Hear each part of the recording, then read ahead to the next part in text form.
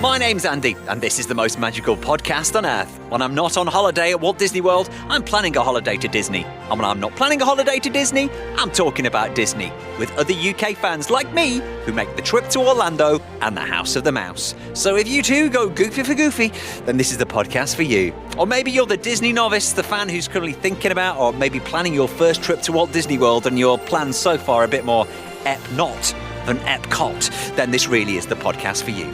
Every week, I'll be chatting to other Disney superfans from around the UK to share their memories of their magical times and some top tips, like this week's guest, Cam, who's got a top tip when it comes to flying the Millennium Falcon over at Star Wars Galaxy's Edge. We really struggled as a couple to get any other role than engineer. Oh, right. We had to queue up 4 times to get opportunity to do any other role. Also going to be answering your Walt Disney World questions, getting the latest news from the parks, and if you're heading over to Orlando for that New Year break, then we'll get you everything that's going on in the parks. Make sure you keep in touch. Facebook, Twitter, Instagram. We are at PodMagical. This is the most magical podcast on Earth as part of the Secret Recordings Network. Happy New Year. Hope your Christmas and your New Year was good. Maybe you're currently shopping for that Disney deal for 2020. I hope you've seen some good bargains out there. We've got your questions coming through. If you've got any questions about planning or getting the right thing or things to do when you're at Walt Disney World, any queries, let us know. We're here for you. Facebook, Twitter, Instagram. At PodMagical, if you want to DM me, that's fine as well. If you don't want to send a public question, that's fine. Gloria wants to know, we're going for 10 days in July. Is Disney Springs worth a visit? Yes, Disney Springs is definitely worth a visit, especially if you are on the dining plan. If you've got free dining as part of your deal, you must go to Disney Springs. That is where you will find some of the best restaurants. Morimoto is a great restaurant. That's a 2 credit at dinner, but if you go at lunchtime, pretty much the same menu, it's only going to cost you 1 credit. That's a great restaurant to go to. And my favourite restaurant in the whole of Walt Disney World, in fact, the whole of the world, is over at Disney Springs. Homecoming, if you like fried chicken and donuts, go for it. Try it. So Disney Springs, yes, it's great. Maybe having a bit of a chilled day out. You want to go, okay, we'll have a pool day, maybe a couple of hours at Disney Springs, get something nice, something a bit more relaxing one day. You must go to Disney Springs. Kirsty has sent me a message. Andy, I've been to Walt Disney World a few times. I always love the Festival of Fantasy Parade, but I always want to know, how do you get to be the family that rides at the beginning of the parade? The Grand Marshal. So just before the parade starts, there will be somebody at the front. They'll go past in a car, waving, usually a lucky family. Usually, if you wait by the entrance of the parade, so where it comes out over in Frontierland, the very start of the parade, that is where they'll pick the family from. So one lucky family, it's just a matter of being in the right place at the right time. You might be picked as you're coming into the park. They might like the look of you. Maybe there's a special occasion that's already been planned. Maybe it's been planned ahead. That is where you get to be the Grand Marshal and at the beginning of the parade. I hope it works for you. I hope to see you, I hope to wave to you one day. Also, Ben has sent me a message as well. Looking forward to our trip to Walt Disney World. We're going to be there when the Super Bowl is on. Where are the best places to watch it? Well, the Super Bowl, I think the Super Bowl final's in Miami. So, it's not far from Walt Disney World if you want to go to Miami. Other than that, if you head over to Boardwalk, the Sports Bar and Grill, ESPN Sports Bar and Grill, that's going to be the best place to go. And don't forget, the day after Super Bowl, make sure you're in the Magic Kingdom, because there's a whole big marketing thing that I'm going to Disney World. There's a huge advert that happens with the winners of the Super Bowl that happens that night during like the first ad break after Super Bowl final. While the winning team does go to Walt Disney World the day after. So literally the Monday morning, they will be there. And there's like a huge thing at the beginning of the parade. So that's where you need to go. ESPN Sports Bar and Grill to watch Super Bowl. If you really want to watch it, you can understand it. And then the day after, make sure over at Magic Kingdom, you might see the winning team. Any questions? Facebook, Twitter, Instagram, PodMagical. Same place to go. If you want to be a podcast guest, the first guest of 2020 for the new year is Cam, who's a huge fan of Walt Disney World. So tell us why, Cam. I really think it is just the immersion.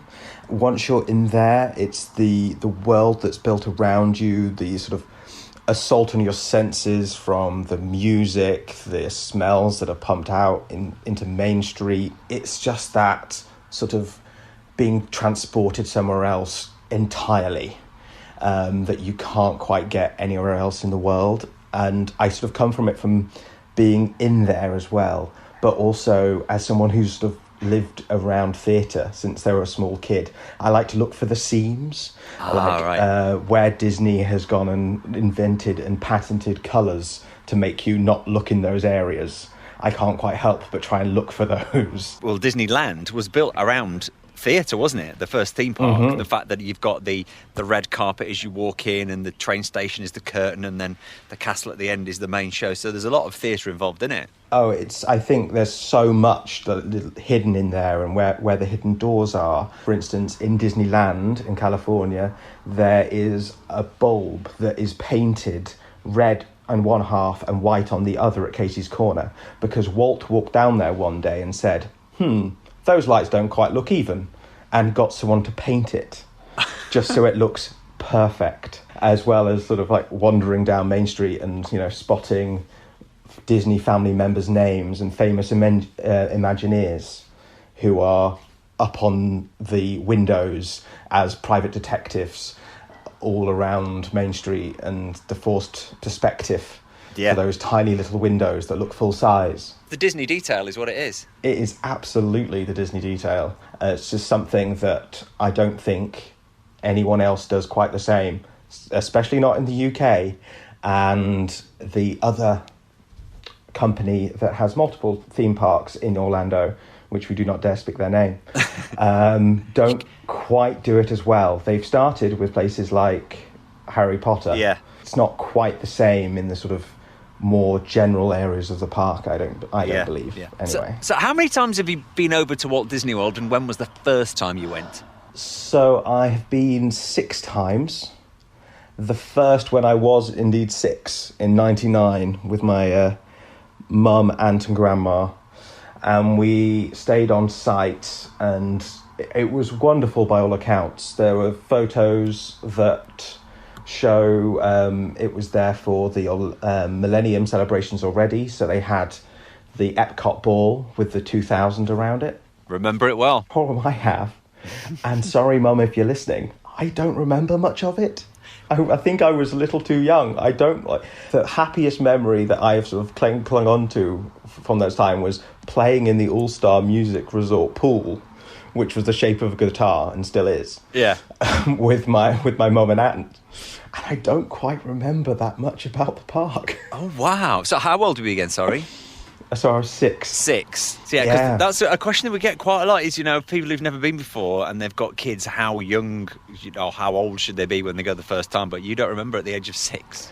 We've taken my little brother when he was 6 as well. And I was 24. We absolutely killed him just by trying to take him on our schedule. Yeah.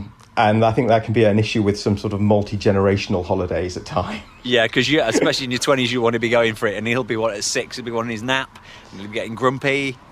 Yes, very much so. And just, you know, it's not until you do that you understand that sort of as a childless adult and you wander around and see kids who are definitely old enough to walk and do things in strollers, you don't realise just how awful it can be until you have one of those children. Yeah. In fact, tell me, Cam, what was on your last trip to Walt Disney World? I've heard rumours that you printed up some T-shirts to wear in the parks. Yes. So a few months back, I'm sure yourself and many of your listeners will have seen on the internet, a post went viral from an American mother who was complaining about childless millennials and calling for a ban of childless adults in Walt Disney World and at Disney parks. So this sort of riled me up a little, and especially my partner, Sarah. So we went to one of our family friends and got childless millennial T-shirts printed to go around the park with. So on one day on our most recent trip in October, we both put on our matching grey T-shirts with Childless Millennial in the Disney font all the way across it, and went around the parks, and it was one of the most illuminating experiences of my life. But you just sort of wander past and see people staring and double taking. We ran into a guy in Blaze Pizza in Disney Springs who came up to us and said, "You guys are the reason Walt Disney World is being ruined. How dare you come here and spend your well-earned money? How dare you practice responsible birth control? I mean, honestly." And wandered off. Wow. On the other hand, we had one at the end of the day. This mum, looking tired after a long day, to put it politely, was pushing her child in a pram, just came up, stopped us and said, "Guys, good on you," and pushed the child off in what I can only imagine was to vent a little frustration. Yeah, I had a similar incident at a bus stop when there was a lady with her little girl who's having a complete breakdown, a complete tantrum, and the woman had a coffee cup, and she just looked at me and she went, "Jeez, I wish this was beer." So what's your favourite memory from your visits to Walt Disney World? I think from my second trip I went on, that brings me right back to being a tiny little kid again, was meeting Mickey at Chef's Mickey's in the Contemporary. Oh, Chef Mickey's, yeah. Classic. Yeah, we did the character breakfast there, and it was just so much fun. I can't quite put the words together about just how it makes me feel, just to think back to those times. And yeah. There's Mickey, and he came down and sat at the table and was eating Mickey-shaped waffles and all that kind of lovely nostalgia. Yeah, a lot of people say that is the best character buffet to go to is Chef Mickey's. I think it's the first one you think of as well. I think it is, just because it is Mickey as the headliner. There are some very good ones out there, and to be honest, I probably, if I was organising one now, wouldn't prioritise Chef Mickey unless I had children. Yeah. I'm a big fan of character dining and taking advantage of character dining, because it kills so many birds with one stone in terms of seeing the Fab Five very often, particularly at Hollywood and Vine at Hollywood Studios.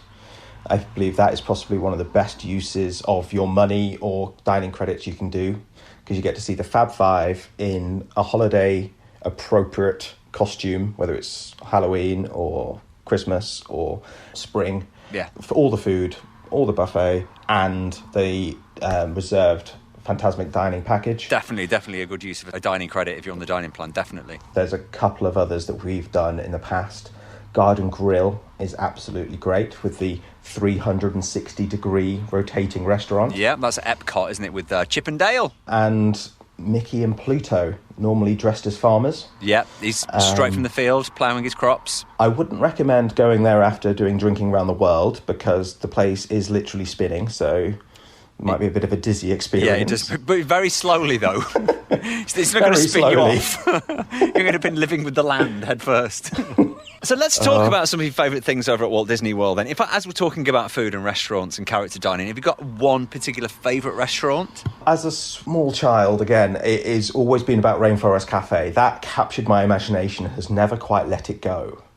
But I went back earlier this month and I was kind of like, oh, it's kind of a bit generic, isn't it? Yeah. It's not quite how I remember it. So as an adult, there's the big restaurants that I love are Tutto Italia, where you get some incredible drinks and steak on the menu. Yeah. In Epcot, Epcot's Italy. And also we have done the California Grill.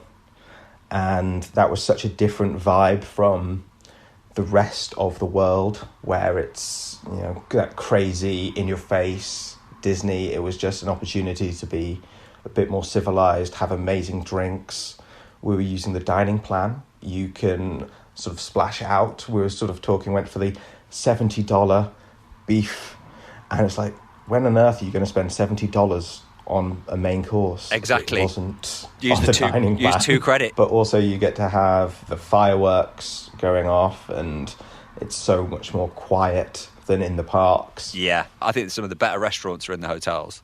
Oh, yeah, absolutely. There's so much food out there, and I think food has become so much more of a reason to go to Disney. Yeah, well, they have a food and wine festival about it. Absolutely. And that is one of my things that you should definitely eat and go and experience, is eating around the world.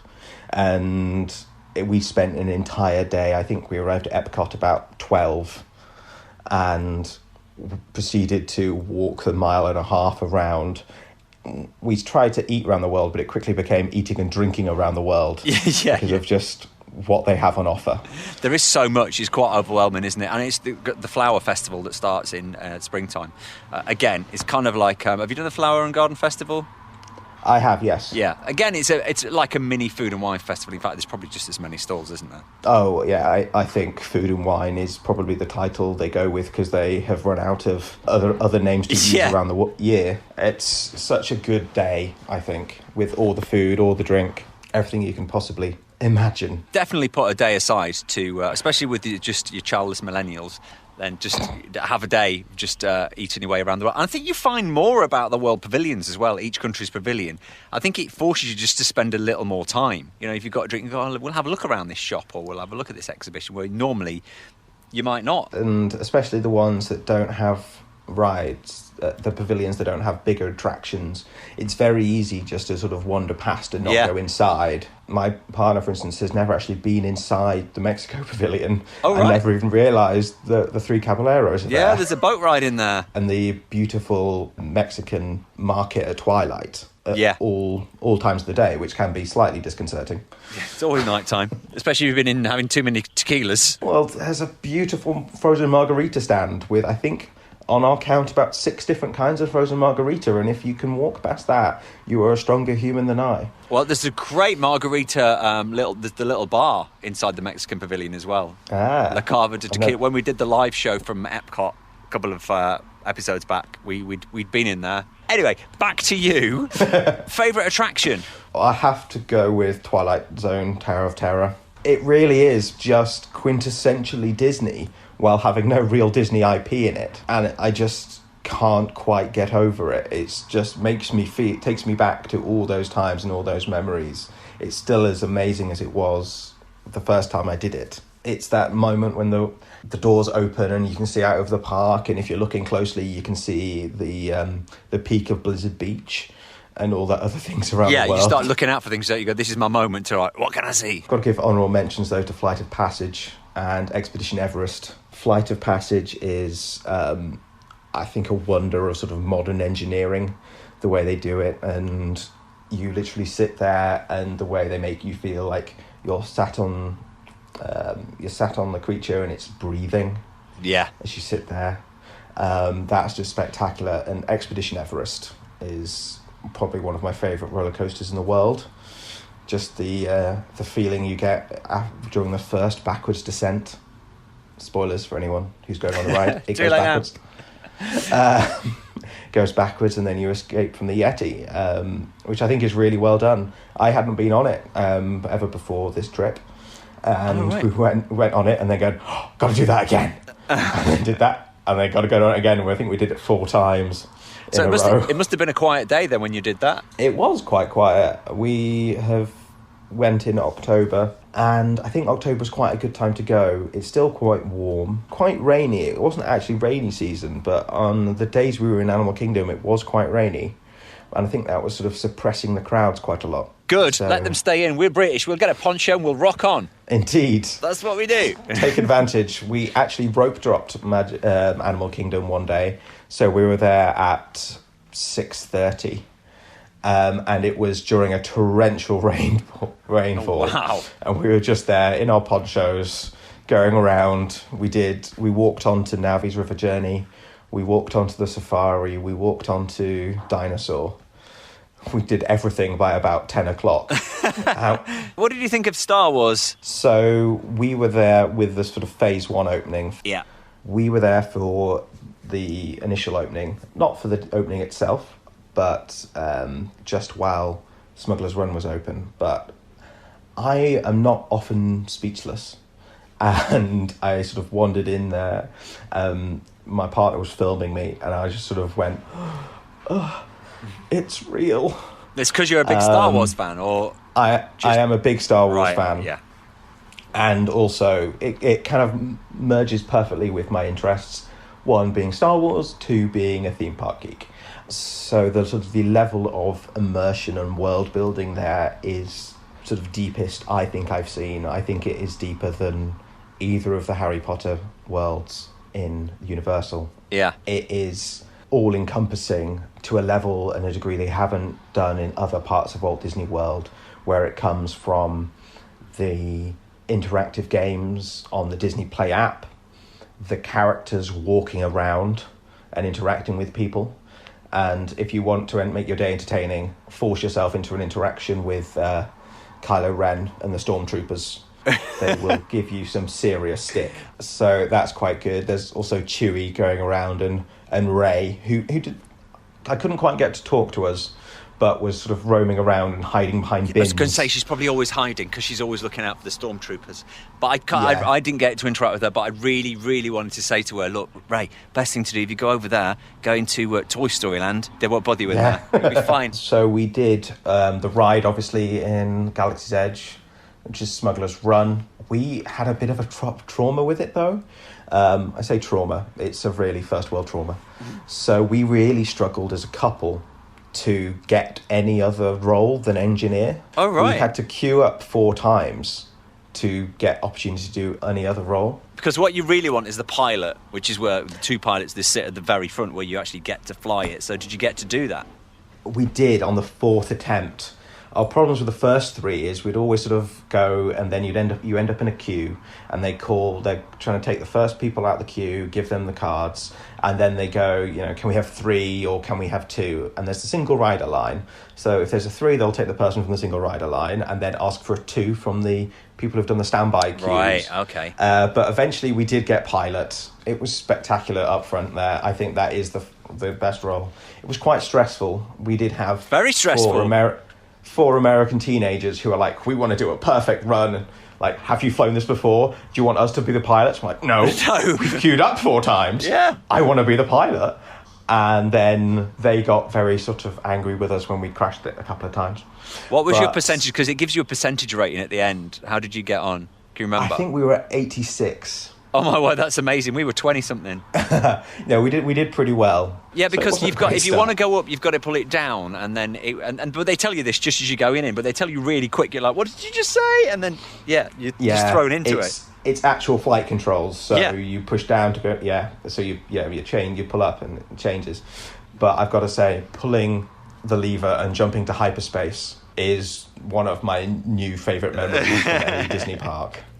And a top tip for anyone out there: if you get the opportunity to be the pilot, you want to be the right-hand side pilot, because you're in charge of up and down and jumping to hyperspace. We'll chat some more because I want to find out about your planning system, which I think is probably the most extreme we've ever had on the podcast. Cam is with us on the podcast this week. Usually around this time, we check in the latest news from the parks from Walt Disney World, but as we are literally fresh into a few days into 2020, there's not been a lot of stuff to tell you. But I thought we'd just have a look at stuff that will be coming in 2020. Let's just have a look at a breakdown of the 4 parks and what we can expect over the next 12 months. First of all, over at Magic Kingdom, not a lot new. We're keeping our eye on Tron, that is supposed to be open for 2021. Maybe it will open at the end of this year, who knows? But I'm expecting a lot of announcements over this year as what is going to happen 2021, particularly over at Magic Kingdom, which is going to be the heart of the Walt Disney World 50th birthday celebrations. There's rumours that the castle is going to be coloured rose gold for the anniversary celebrations. Also, maybe there's going to be some new attractions. They said there's going to be 50 new attractions for the 50th. We'll have a look at where Stitch meet and greet is at the minute. There used to be the Stitch attraction. A lot of people that saying Wreck-It Ralph is going into there. So maybe some big announcements this year for new stuff that will be coming over to the Magic Kingdom. Not maybe massive things, but a few little enhancements. Over at Epcot, meanwhile, everything is going over at Epcot. It's going to be like a bit of a building site over the next year or two. 17th of January, which is the first day of the Festival of the Arts. There's a lot of new things opening, including the Awesome Planet film at the Land Pavilion. The sing-along Beauty and the Beast opens on that day. The new Canada 360 film is opened. Also later on this year as well, we are going to have Ratatouille maybe opening this year, definitely by 2021, and the new film over at the China Pavilion. Maybe some announcements about this Mary Poppins attraction that's coming. There will be new fireworks as well at Epcot later on this year. We've got the Epcot Forever at the moment, which replaced Illuminations last year. That is only temporary. We know that Harmonious will be opening probably in the summer of this year. A couple of new restaurants to look forward to as well, including Dining in Outer Space. Space 220 should be open pretty soon, and the Regal Eagle Smokehouse over at the American Pavilion is going to be open pretty soon. Talking of new restaurants as well, Hollywood Studios is getting a new restaurant in 2020. Over at Toy Story Land, the Rodeo Roundup Barbecue is going to be opening, and also something else to look forward to at Hollywood Studios in March. We will have the opening of Mickey and Minnie's Runaway Railway, which looks spectacular. The Star Wars Rise of the Resistance, that opened just a couple of weeks ago that people are raving about. I think this Mickey and Minnie attraction, is going to surprise a lot of people. Nothing really new to look forward to over at Animal Kingdom. There's not a lot of change there, but maybe some announcements. There's always rumours that of an Indiana Jones land, which is going to take over Donald's Dino Land. So who knows? Maybe some announcements. A lot of things to look forward to this year in the theme parks. And not forgetting Disney Springs as well. We've got the brand new Cirque du Soleil show, which opens on the 20th of March. It previews from the 20th of March. The official opening night is the 17th of April. Cirque du Soleil drawn to life. For the first time, it incorporates beautiful Disney animation and those incredible circus skills down at Disney Springs. Don't forget, we'll keep up to date with any news and any announcements as they come. Make sure you're following us, Facebook, Twitter, Instagram. We are at PodMagical. With Cameron, who's sharing his memories and his top tips on this week's podcast. Now, Cam, tell me about your planning strategy. This is brilliant. I have a self-colour coding spreadsheet that you tell it which park you want to go to, and it gives you your fast pass options and your restaurant options. Wow. Which I've built for myself. You built it yourself? Yes. Well, I had time. But I don't subscribe to over-planning your days. I sort of feel like you need to have an idea of what you want to do, understand how long you want to spend in each park roughly, sort of a plus 180 days, so that you can then organise your restaurant bookings accordingly. So, for instance, Magic Kingdom, you're going to want to spend more time at than perhaps Animal Kingdom. And then you can plan your right restaurants for those right days to make sure that you've got enough spread, that you get to see everything. But then also when you get there, you can just be sort of fast and loose with it. And it comes back to my sort of theatre geeky days of sort of over-preparing and then going with the flow. Yeah. Because there's just so much to do, so much that could go wrong if you're trying to time yourself second by second by second. You're going to drive yourself crazy and everybody everyone else you're with. More everyone you're with first, and that's not fun. So I do think it's about just knowing where you want to be on those days so you can get the very best reservations. And then the same with the fast passes. I use touringplans.com for fast passes, just as the guide to which fast passes you should prioritize and what time of the day. I don't subscribe to using touring plans every day, every second, because it really just can be stressful. And yes, you can save a lot of time with them, but I like to use them in really focused sections and like really busy parts of the day. Yeah. So that you can take advantage and queue as little as possible and make sure you get on sort of the best rides with the least amount of queuing, because you're not there to queue, you're there to see the best things. But also touring plans can be a little stiff, and if you're playing it by ear, you can spot a 10-minute queue at Haunted Mansion and speed off there, or decide that you want to stop off and have a drink, get a bit of a refuel just because you're not marching yourself around. Yeah. And that sort of comes down to my sort of the wider approach as well. I think the way you do it and the way you have to do it is to understand who you're going with. So my two most recent trips to Disney have been very different. My most recent was with my partner, two 20-somethings who love the idea of doing lots of rope dropping and staying out late, getting up early.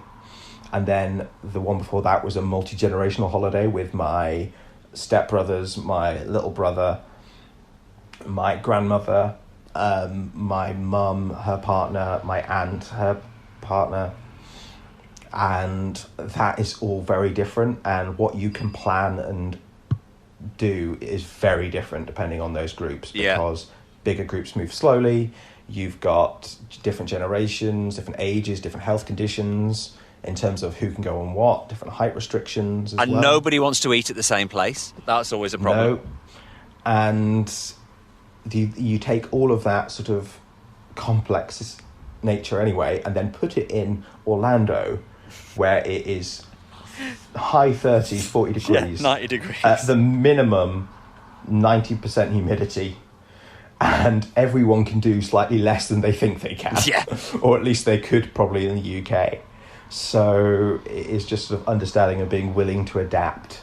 So we went with a properly printed out plan, but we always knew that would chop and change. So, for instance, on our last trip, even as 220-somethings, we realised we could not rope drop something and stay there the entire day. We would just dissolve into a sort of sweaty, unpleasant mess.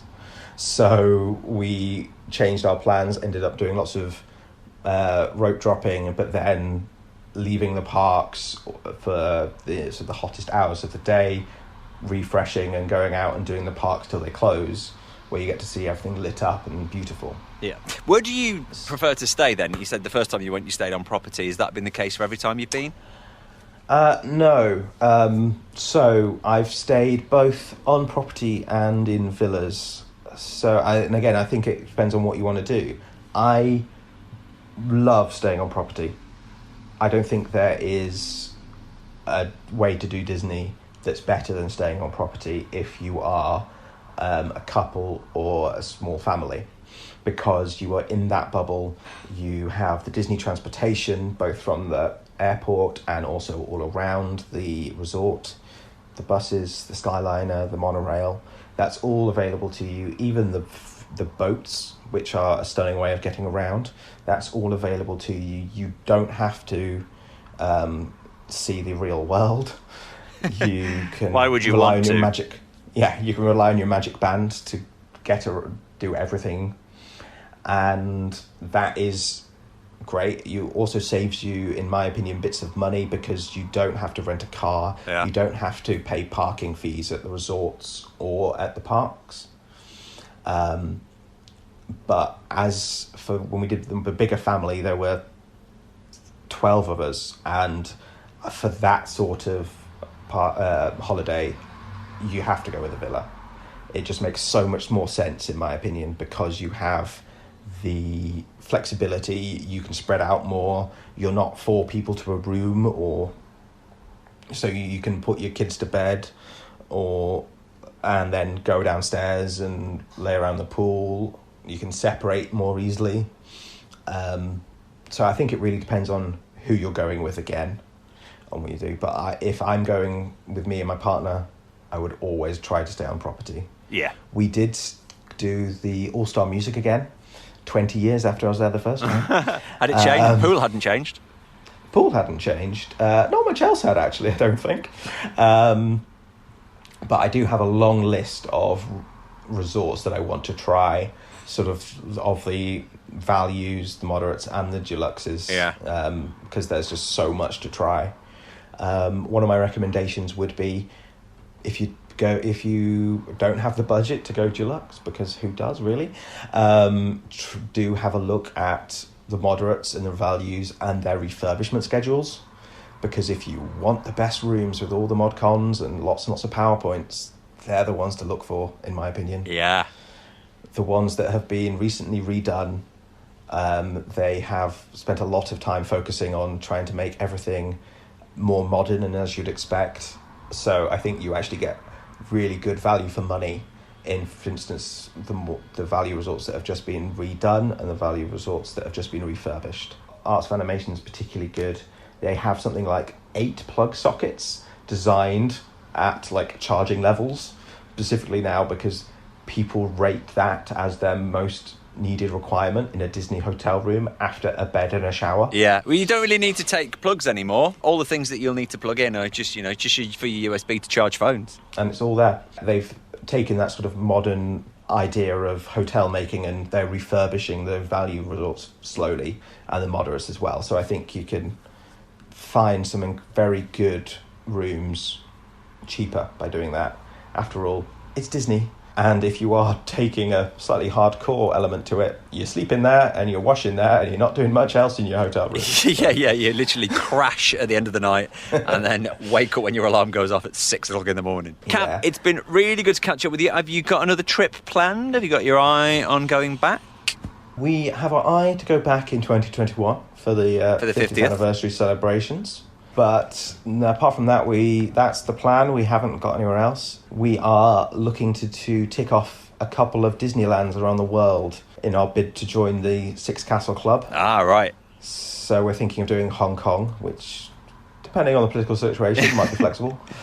And taking the slow train through China to Shanghai and bookending a rather actual cultural trip with Disney at either end. That will be interesting. How many of the castles have you done then? So we've done California. We did a road trip last year and did Disneyland. We were out there. And done Paris multiple times. So yeah, I've been on the Disney Performing Arts program out in Paris a couple of times. So. Oh, right. So what were you doing over there? So I was part of a London-based choir that have I wouldn't say a deal, but an arrangement with and are part of the Disney Performing Arts program. So we have performed on the Princess stage and also in the Hyperion Theatre as part of the Mickey's Christmas show, where you come down and we perform and sing with the characters on stage. Oh, wow. It's a dream come true, that is. It really is. Did you get a solo duet with Daisy Duck? Well, not quite. Oh, but, no. A boy can dream. One day.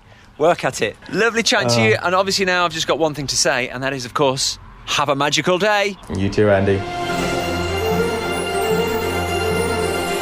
If you are heading over to Walt Disney World over the next few days, over the next couple of weeks, you'll still have kind of like the New Year crowds this weekend, but then people will go back to work on Monday. So you'll have a quiet week. A lot of people say, January is a really quiet month. Not necessarily, because the 8th to the 12th of January is the Walt Disney World Marathon weekend. It's a Run Disney event.